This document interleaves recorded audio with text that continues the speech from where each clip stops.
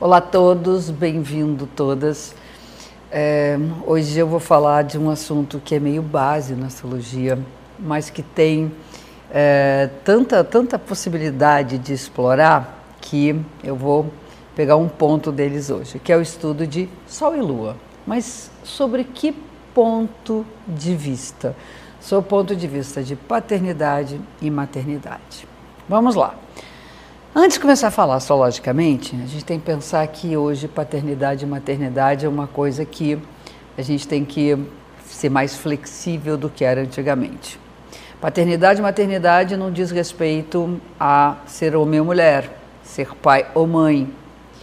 Quantas mães são pais e mães, quantos pais são pais e mães, né? Então a gente tem que sair um pouquinho desse território do que é pai e do que é mãe e entender que todos nós, ainda que adultos ou então crianças, a gente tem valores masculinos e femininos, yin e yang, muito marcados, muito fortes e que eles funcionam como uma parceria, né? Isso antigamente estava relacionado à função do pai e à função da mãe, representados pelo homem e pela mulher. E hoje a gente tem que entender que essas divisões de tarefas já são hoje bem mais partilhadas, graças a Deus, acho ótimo, né? E que então a gente vai entender paternidade e maternidade de uma outra maneira. Então vamos lá. A gente tem o Sol como princípio masculino, como sendo o princípio da individualidade, da consciência, da razão. E temos o princípio feminino, que é o princípio da Lua, que tem a ver com os afetos, com a sensibilidade e com a arte de cuidar e ser cuidado, com afetar e ser afetado.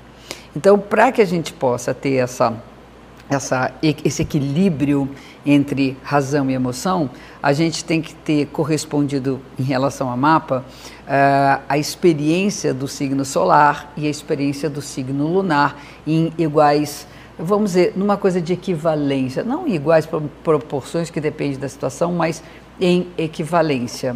Então, quando você, por exemplo, olha para uma criança e vê a posição do Sol, e que antigamente é isso que ela espera do pai, é assim que ela vai reconhecer o pai, nós vamos entender que a partir daquele signo que ela vai reconhecer o sentido, por exemplo, de que existe alguém ali que está no comando, alguém que diz, olha, peraí, não vamos fazer tal coisa, que pode ser tanto a mãe quanto o pai. E quando a gente olha para a Lua, que antigamente era a figura da mãe, aquela que cuidava, que dava a coisa do afeto, nós vamos entender que tanto o pai e a mãe vão corresponder ao que essa criança espera dela em relação a se sentir ou não cuidado. Isso vale para a gente, né? Que quando a gente pensa numa análise de mapa, a gente pensa no pai como o Sol, a Lua como a mãe, mas a gente vai ver isso às vezes de uma outra maneira, né? Inclusive figuras que representaram para a gente, por exemplo, no caso do Sol, o exemplo de orgulho que a gente tem, de que a pessoa tem uma vida própria, que ela é firme nos seus propósitos, que ela acredita nela, coisa de autoconfiança. Quantas vezes não é a mãe que está lá mostrando que ela é capaz? Então pode ser uma figura materna. Meu mapa tem inclusive isso aí bastante, vamos dizer, não é complicado, mas é complexo, né? Que a minha mãe tem um pouco de uma função de que eu respeito como alguém que tem uma vida própria, tem a vida dela, o pai que eu vejo na figura de meu avô, por exemplo. Então é uma coisa mais complexa.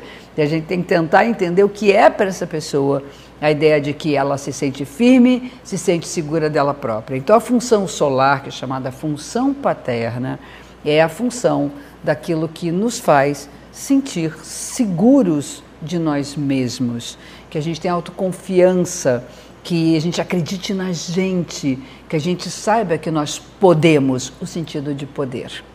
Quando a gente entra no território lunar, que seria o território materno, né, entre aspas, nós vamos falar sobre autoestima.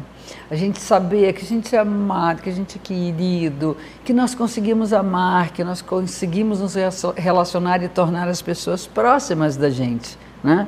Então, a sensibilidade de se poder deixar afetar pelo outro, a capacidade que a gente tem de afetar a vida de alguém, né? De tocar a vida das pessoas, isso tem a ver com a dimensão lunar. Então vocês têm que pensar no seguinte: o signo onde está o Sol é a força que, se desenvolvida, vai ajudá-lo a se sentir mais seguro de si, mais confiante, sabendo que você é capaz, acreditando em você mesmo. O signo lunar é aquele que, se desenvolvido, se vivido plenamente, vai fazer com que você se sinta amado, que sabe escolher as pessoas que de fato vão lhe acolher, que não vão lhe rejeitar, que não vão lhe machucar. Saber ter sensibilidade para lidar com o outro, não machucar o outro e acolhê-lo e poder amá-lo. São esses dois pontos importantes que na astrologia clássica são chamados de luminares, porque são os astros que a gente enxerga com mais luz no céu. O Sol, não tem a menor dúvida, que é uma estrela, e a Lua, porque é aquele astro enorme que, quando iluminado pelo Sol, que realmente torna, por exemplo, a noite clara, né, num dia de lua cheia. Então, é isso que eu tinha para colocar para vocês, porque muita gente pergunta, a coisa do pai, onde é que está o pai, onde é que está a mãe? Eu acho que tem essa função de autoconfiança no Sol e de sensibilidade e de autoestima na Lua, tá bom? Então, fiquem aqui, todas as quintas-feiras a gente tem um encontro para falar um pouquinho de astrologia e mandem suas sugestões que eu vou acolhendo e vou mandando para vocês as respostas. Fica um grande beijo e até a próxima semana.